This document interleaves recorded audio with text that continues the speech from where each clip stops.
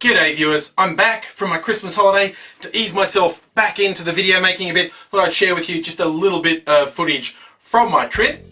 Now this footage by the side of the highway I'm driving on, that's not a waterway, a river, a dam or anything like that.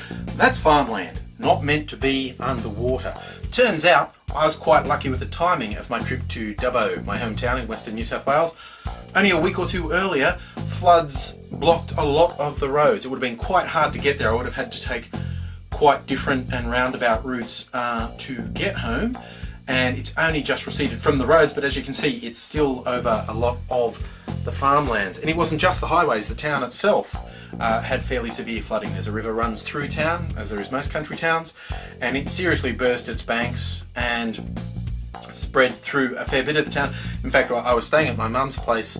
At its peak, the flood was just around the corner, about half a block away from my mum's place. It also got into a lot of the shopping centres, flooded them, shut them down for a week or so before Christmas, which I'm sure they weren't happy about, the pre-Christmas sales being so important to them. And then when the floodwaters did recede and they had to clean them out, one of the side effects, besides water and mud, a lot of wildlife is trying to escape the rising water, and people going into the shops to clean them were getting chased out by snakes, just for a laugh. Now, it was a lost opportunity. If someone did not get on the phone and scream, "I want these motherfucking snakes out of my motherfucking shop." Now, the floods in New South Wales were fairly widespread, but they're nothing compared to the floods which are still ongoing in Queensland and probably going to get worse over the next week or two. Whole towns are underwater, farms, mines, there's a lot of damage, a lot of problems, people having to be evacuated, and the projected cost is in the billions of dollars now. To lighten things up a bit, here's a cattle dog, my sister's dog May, chasing a tennis ball, as dogs are wont to do. This is confusing May a bit because the ball's attached to a tether tennis game and she doesn't quite understand why she can't take the ball and run with it, but she does not give up easily. The Aussie cattle dogs don't give up, and she gives it a red hot go. Clearly, I should do more cute animal videos, then I'd be more famous. So yeah, he's a cool cattle dog putting a serious effort into chasing a tethered ball.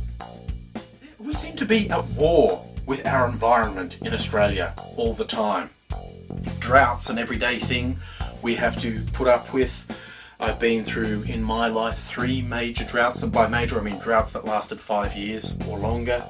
And droughts seem to always be followed by flood. It doesn't break gently, there's like floods after the rain. Even in Melbourne, it hasn't really been flooding, but in spring we probably had more rain in 3 months than we had in the previous 5 to 10 years combined. It was quite insane. Raining non-stop, still doing it.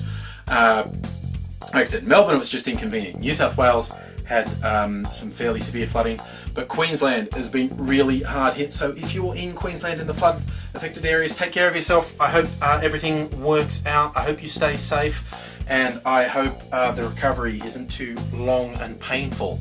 We always seem to go through this cycle of flood, drought, then flood, and of course then what's going to happen in the areas that got rain, there'll be lots of growth, and then there'll be a dry spot at the end of summer, lots of bushfire fuel, so we have a worse bushfire season than usual by about February, March, April. We'll all be ruined, said HANRAHAN.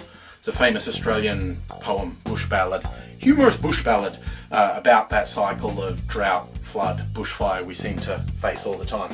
You don't want to turn your back on the environment in Australia because it's just waiting for you to drop your guard and it'll get you.